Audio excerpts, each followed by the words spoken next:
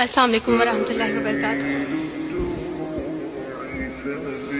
امید کرتی ہوں آپ سب بہن بھائی خیریت سے ہوں گے اور اللہ تعالیٰ ہم سب کے روزے ہمارے اعمال کو قبول فرمائے۔ میں نا بڑی روتلو ہوں تو اس لیے میری آواز شروع میں ہی رونے والی ہو جاتی ہے۔ ہاں میں وہی انسان ہوں جو وارث ماموں کے لیے بد دعائیں کرتی تھی، لیکن میں ابھی پیچھے ایک بچی کو بتا رہی تھی کہ وارث ماموں اپنی جھولی اٹھا کے راتوں کو دعائیں کرتے ہوتے تھے کہ چاند اسلام قبول کر لے، تو دعائیں کبھی رد نہیں جاتی۔ وہ دعائیں جو اللہ سے مانگی جاتی ہیں وہ دعائیں کبھی رد نہیں جاتی۔ میں نے اپنی 25 سالہ زندگی جو تھی وہ کرسچینٹی میں اچھی خاصی پریچنگ میں گزاری۔ میں چرچ میں پریچ کرتی تھی، کلام پیش کرتی تھی۔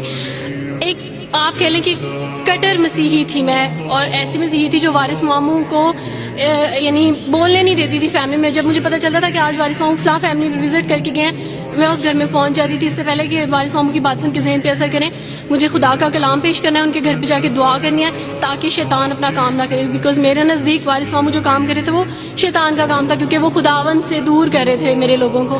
تو میں اس فیملی میں پہنچ جاتی تھی، اپنے لوگوں کو چاہتی تھی کہ وہ خداوند کے ساتھ جڑے رہیں، وہ کبھی خداوند کا انکار نہ کریں، وہ یسوع مسیح کا انکار نہ کریں۔ یہ سب میری یعنی میں آپ کہہ لیں کہ ایک اسٹرانگ ورک کرتی تھی۔ مجھے اس چیز کا ڈر رہتا تھا کہ وارث ماموں کی وجہ سے اب مزید لوگ اسلام قبول نہ کریں، لیکن کیا پتہ تھا کہ اللہ تعالیٰ مجھے ہی دائرہ اسلام میں لے آئیں گے اور میں ہی وہ شخص بنوں گی جو اسلام قبول کرے گی۔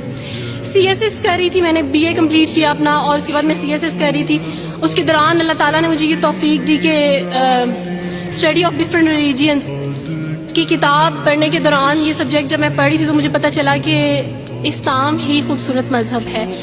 اچھا آپ یقین جانیں، وارث ماموں رمضان میں قرآن پاک ڈسٹریبیوٹ کرتے تھے اور راشن دیتے تھے، تو میرے بھائی کے ایک جہاں ڈیوٹی کرتے ہیں وہاں ایک انکل تھے، گارڈ تھے، ان کے لیے قرآن پاک لے کے ان سے رکھا ہوا تھا اور راشن بھی لے کے رکھا ہوا تھا، اور میں اس قرآن پاک کو نا چھپا کے اپنی سیف میں رکھتی تھی اور ڈرتی تھی کہ کسی دن میں اس کو کھول نہ لوں۔ اکثر ایک دو دفعہ پکڑا کہ کھول کے دیکھوں تو صحیح، کوئی نہ کوئی غلطی تو ہوگی نا اس قرآن میں بھی، یہ تو بڑی باتیں کرتے ہیں بائبل کے بارے میں، کچھ نہ کچھ تو ہوگا۔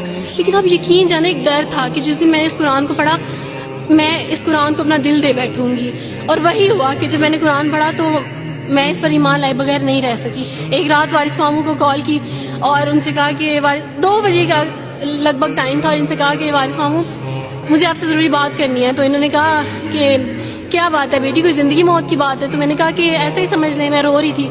تو انہوں نے کہا کہ سب خیریت ہے، تو میں نے ان سے